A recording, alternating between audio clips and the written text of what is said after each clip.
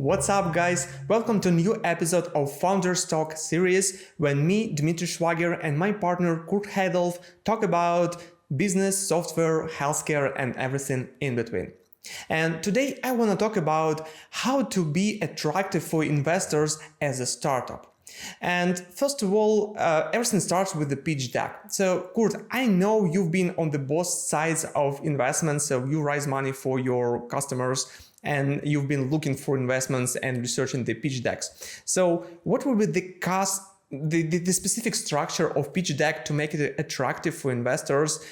Do you really hire someone to help you with one? And does investors actually give you an honest feedback if your pitch deck sucks? Well, that's a great question. Honest feedback. Do we ever really get honest feedback? Well, let's start with the pitch deck itself. So, there's no real specific structure because everyone's structure is going to change a little bit depending on what you're raising money for. But one thing that is really important is that you cover everything.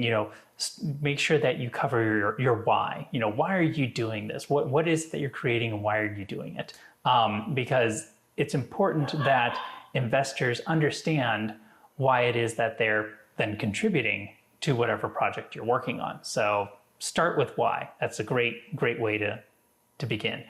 And then really diving into each of the unique aspects of your product, why you created it, the problem that it's going to be solving, how you're going to be able to solve this better than others, and then really start diving into your use of capital. So why you're going after the money that you're going after, and then what you're planning to use it for. Because the investors need to have a clear understanding of what that's going to be before they're just going to hand over a large sum of capital to you.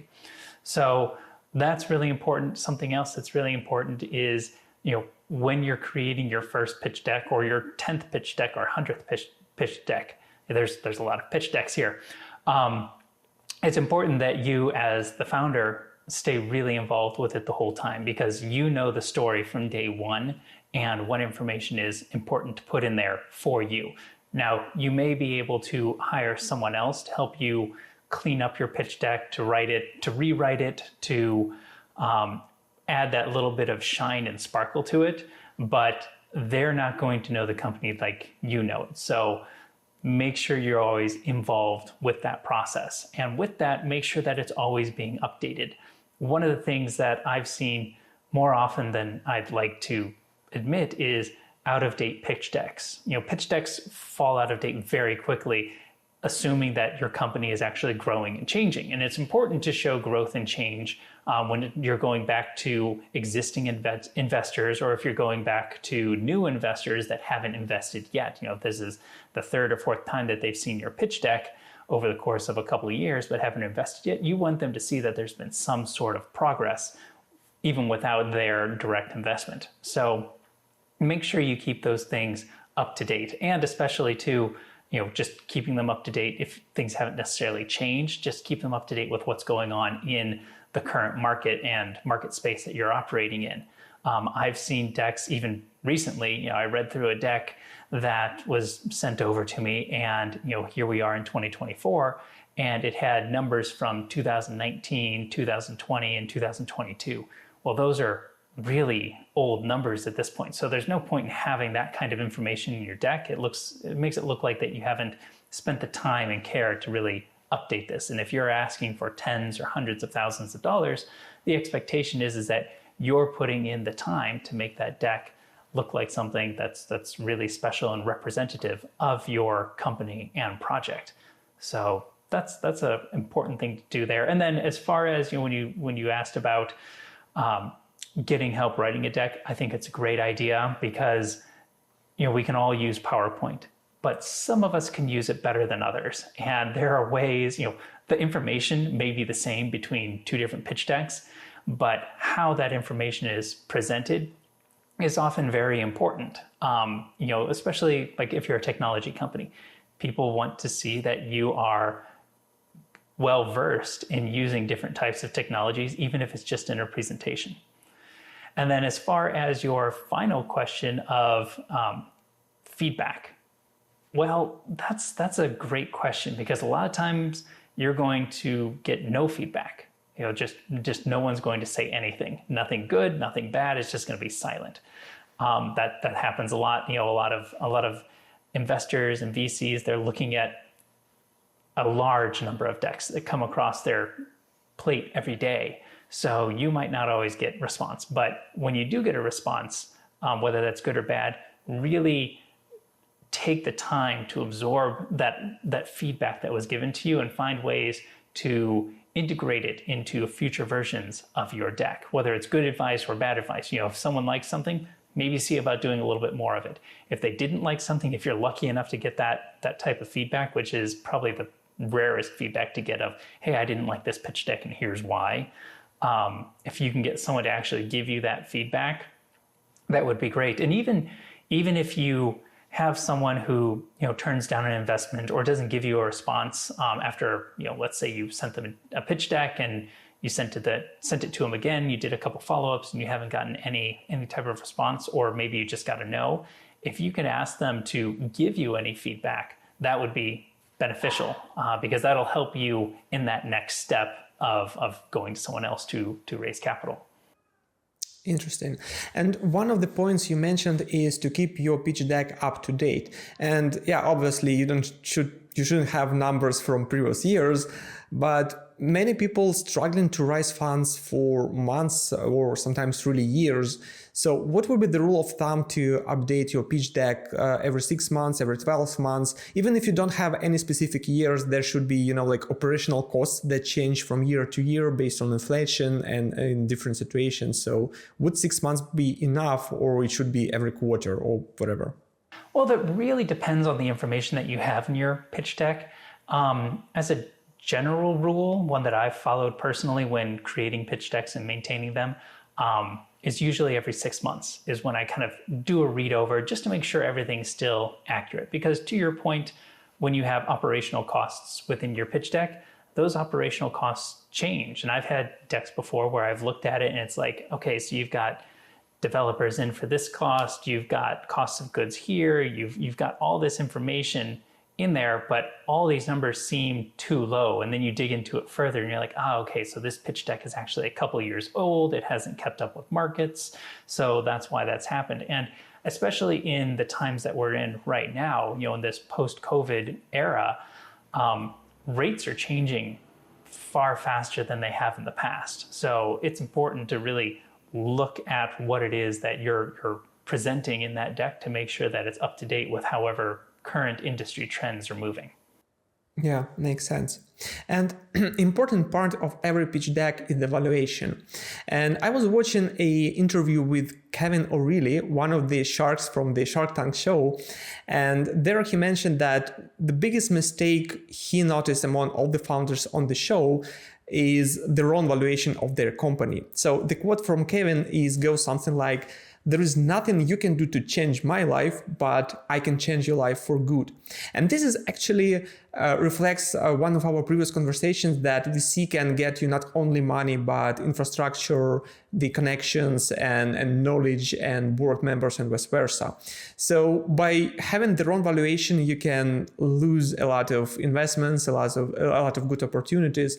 But besides that, it's easier to do this valuation on Series B, probably when you already found product market fit and you just, have predictable revenue, you just apply multipliers. But on the seed stage and Series A stage, it's more like, your feeling of what your company could worth. And this is actually why investors actually like those kind of deals, because it can be like 100x valuation, right? So how to probably get this valuation to get investors and not actually lose the money during the process? Well, that's the $1 million question, isn't it? Valuation sometimes multiple $1 million question, yeah. Yes, sometimes multiple $1 million. Valuation is a very difficult thing to figure out for your company. There are plenty of people who have, formulas and suggestions for going out and doing market research and finding out what your closest competitor is, see what they're doing, how long they've been in business, backing into a number based on your size, the market penetration that you think you'll be able to take based on on, the number of customers and a percentage of their share. And, there's all these different ways of figuring out. But ultimately, as the case with anything, is something is worth what people are willing to pay for it. And you need to find a starting point, hopefully a reasonable starting point, but you'll find out very quickly, if all of a sudden someone's ready to give you a whole bunch of money right away and get a large percentage of your company, that probably means that you're valued too low. Or if you've gone out and you've sent out, multiple decks to multiple individuals or multiple companies trying to get revenue and you're just not hearing anything back at all, that means that you're probably too high. So there is a bit of trial and error that comes along with this. You'll find, or at least I've found in my experience, that a lot of companies start with this $10 million valuation. It just seems to be a number that everyone kind of falls within. I've seen it happen across different industries. It happens a lot in the tech industry, since that's what we see a lot of, but I've seen it happen in health. I've seen it happen in physical goods. Everyone's like stuck on this $10 million number. And while that's great, that often isn't what your company might be worth, especially in the pre-revenue stage, because how do you prove that when you have no revenue coming in, you have no customers, you just have an idea? It's really hard to justify that. And so I think I've seen a lot of other companies struggle when they stick to this $10 million valuation number, because it might not actually be that. And this is, we're talking about companies in their early stages here, usually private. When you move over onto the public side, because you can have small public companies, here in the United States, typically they'll trade on something like OTC markets, where they're smaller, but there is at least something that's determining your value at that given time. It's also giving investors a more structured outlook, which can make it easier to raise capital, but it can also make it so that the value of your company fluctuates a lot more than it would if it were private, because now you have individuals who are, contributing to what is determining the value of your company. So I think it's important just to really, step back and take an objective look at how your fundraising is going to help determine what the actual value of your company is, and do that as well. Go through your own pitch deck and put on put on the hat or put on the glasses of someone who's looking to invest. Would you invest at those values? And if it seems like you're trying to convince yourself to do it, well, then maybe that value might be a little bit too high. Founders can be, so much objective about their own companies. So I don't think that's really possible, which is why they probably need to hire someone to do the third-party review of the company. But I mean, this is again and that's actually an important point that you just brought up, third-party review, and it's something that I forgot to touch on. There are ways to have, third-party auditors or evaluators come in and help you determine that value. The question is, often, in the beginning, when you're struggling for cash, do you have the capital to pay someone to come in and do that, to do that audit, to look at your business, to tear it apart, put it back together, and then say, yes, your company is worth this amount, and you can then, take my analysis and put it in your pitch deck to help justify that valuation. So that is an option that can be done. There are groups out there that take care of this, that have a reputation for doing that.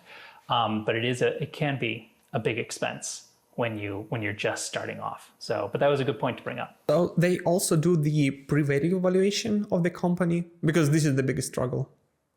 Right, and they can help with that, and that's usually, kind of a more expensive dive into it, because they're having to really understand your business. Usually it means that they're going to do a bunch of market research, competitive research. It's kind of the same thing like when someone builds a new house.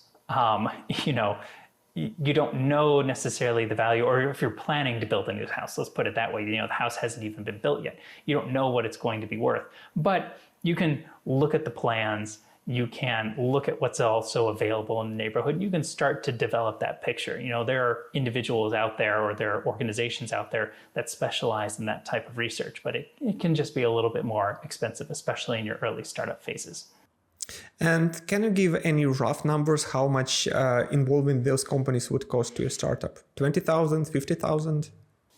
I can't because it really depends on the size of the company that you're looking into. Are you in a garage where it's just three guys? So, well, there, sometimes it's a little bit harder to determine a valuation because there's not much to go on versus if you kind of are a little bit established, you may not have any revenue coming in per se, but you have kind of fixed costs and you have marketing that's happening and you have awareness that's going on. So now we can dig into your digital footprint and understand what your reach is, and your product is now actually to a point where it's functional, it's developed, and we can say, okay, now we have a clear idea of who your competitors are and what it is that they're doing and what you're doing and how are those different, and start to build those differentiators. So it's hard to put a dollar value on that because it's also going to change depending on where you're located, the industry sector that you're in, and just who you find to be able to do it. Okay, no numbers here.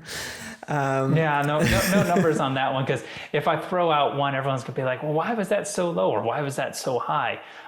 Because I've had them, range a lot in value. I've seen some guys offer to do this for $15,000-$20,000. And then other firms come in and be like, oh yeah, we can do a full audit valuation. It's going to cost $150,000 or something like that. There can be quite a range to go from here. So it's best just to kind of do some research and find out on your own what's going to happen. And again, this is where it comes into networking and where your investment partners will help, because if you have early investors, they're going to want to see their investment grow. So that's where they can open up doors and be like, hey, talk to this firm. They'll be able to do an independent valuation and then, help us be able to raise that next series of capital. I see. And usually when you look for investments, you have a specific number, and this is not just based on your feelings or guts.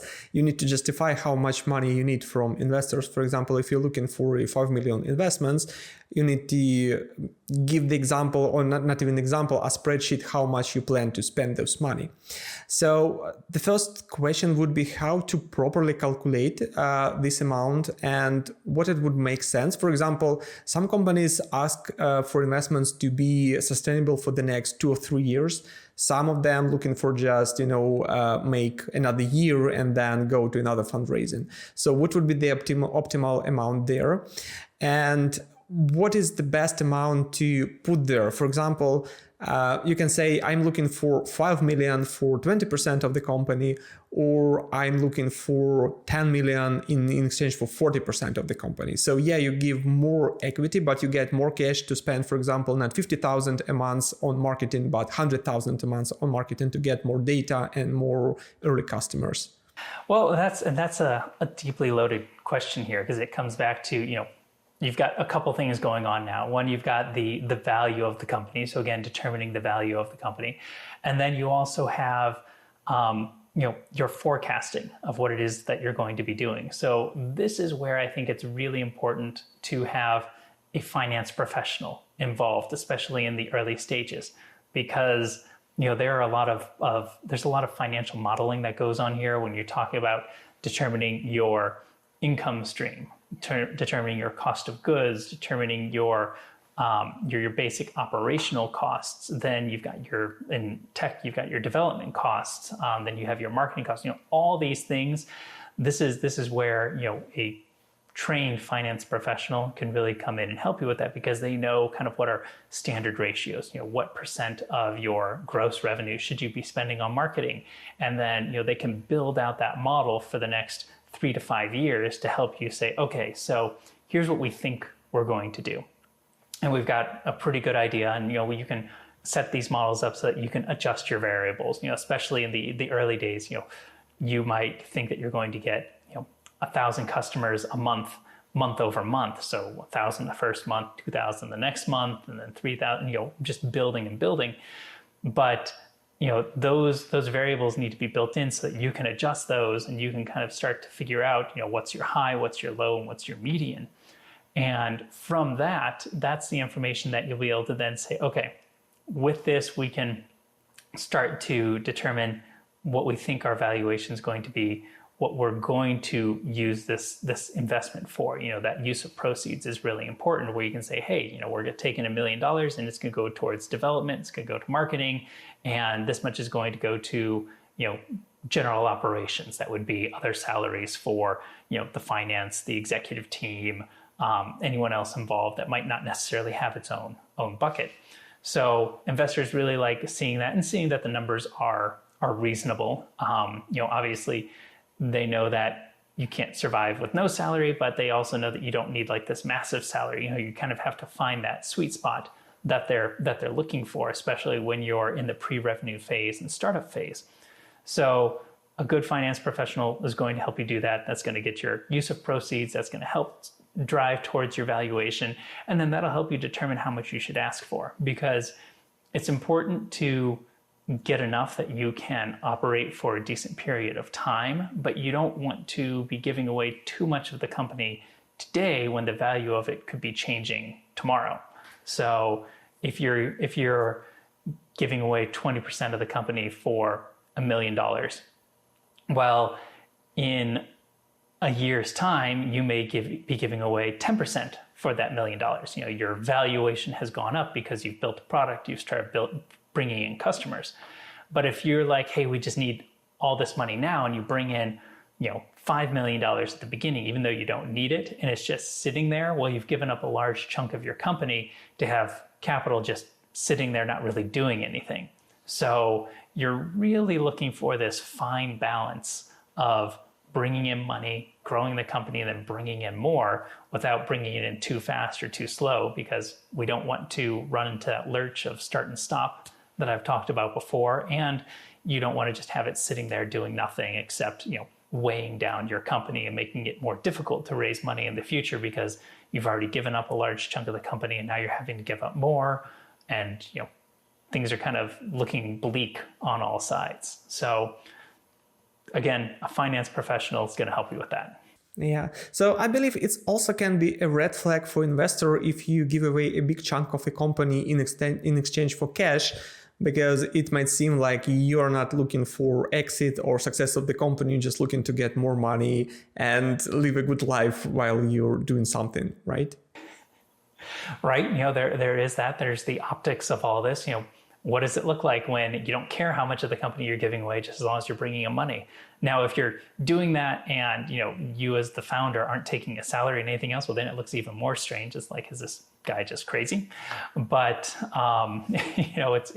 it is important just to kind of think about these things. And this is where it's good to, not only have people involved in your company, but also to have, third-party business mentors, someone that you can bounce ideas off of, someone else who's been successful in these fields or in their own business, or maybe that's all they do is provide business coaching. Be like, hey, this is what we're doing. What do you think? They can help give that feedback and really steer you in the right direction, and just make sure that you're operating the best way possible and serve as that sounding board. Since we touched base with the exits, as I understand, exits is what makes the whole sense for the VCs in terms of investing into a company. Or am I wrong and they interested to do it like Warren Buffett does, that you just, buy a chunk of a great company and hold it forever? So what are the typical investments, not the typical, but maybe other investments beside IPO and merchant acquisition when you sell the company and everyone gets the appropriate amount that are available to the founders, and what of them are interested to the VCs? Because this is obviously part of the pitch deck that you need to get attraction of the VCs. Right. I mean, everyone wants to know what's the exit strategy. Most of the time, that's typically looked at as an IPO. That's what most startups are thinking at the time. IPOs, can be very lucrative for investors and founders and early employees. They can also be a real pain in the butt because there's a lot of compliance and paperwork and costs and everything else associated with taking a company public. So that's what we most often talk about, because those are the success stories that we hear about on TV and in movies and everything else. So that's most common. The other options are, like you discussed, a merger or an acquisition, either where you're being acquired by another company or merged into another company. There are different ways that each of those are handled. When you're being acquired, that can sometimes be a little bit more brutal to your company because they're really just picking apart and taking the pieces that they want. A merger, in theory, you're merging two companies together in a collaborative way. So the idea is not to necessarily tear apart your company as it's going in. It's each company joins together, and yes, there's going to be some overlap. So both companies will, shed a little bit, but ultimately come out stronger in the end.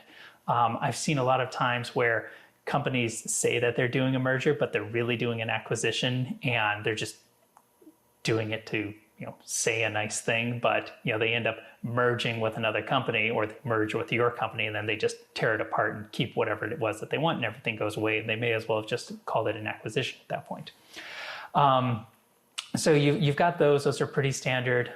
You also have reverse mergers, which I've seen used a lot. Instead of doing an IPO, a company may do a reverse merger into an existing public company in order to get into the public field without doing an IPO, but then be able to start trading publicly to give an exit strategy for investors or an exit strategy for themselves. Those are a little bit complicated on how they work, but they can be effective tools, especially if you're at a point where you're growing well, but you're not growing fast enough to necessarily do an IPO, but you want to be able to start bringing in public funds and things like that. So that's another option. And then there's always the option of staying private. I've seen some companies where they just stay private, and they work to build it up to a point where the company is generating a lot of revenue, and then those original investors that might own 10% of the company or of the equity, they're now taking 10% of those proceeds at the end of the year, which could be better than doing a one-time payment exit strategy. So same thing with the founders. They may go, hey, it's actually better for me to just take this recurring revenue that's coming in, continue building this, and maintain it that way. So plenty of companies stay private and do very, very well that way, grow and stay successful.